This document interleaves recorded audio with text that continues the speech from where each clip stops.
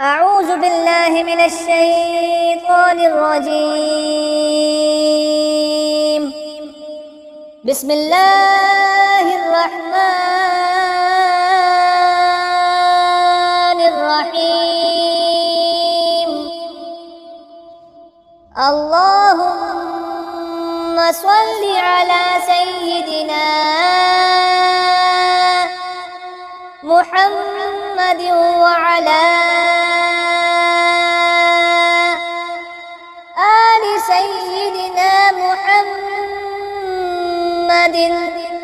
صلاة تنجينا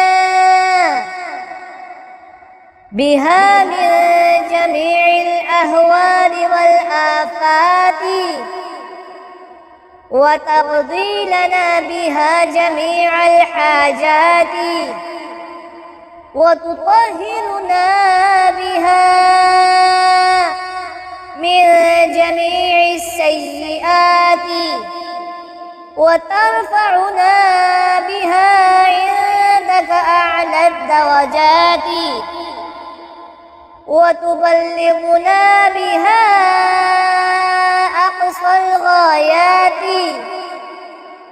من جميع الخيرات في الحياة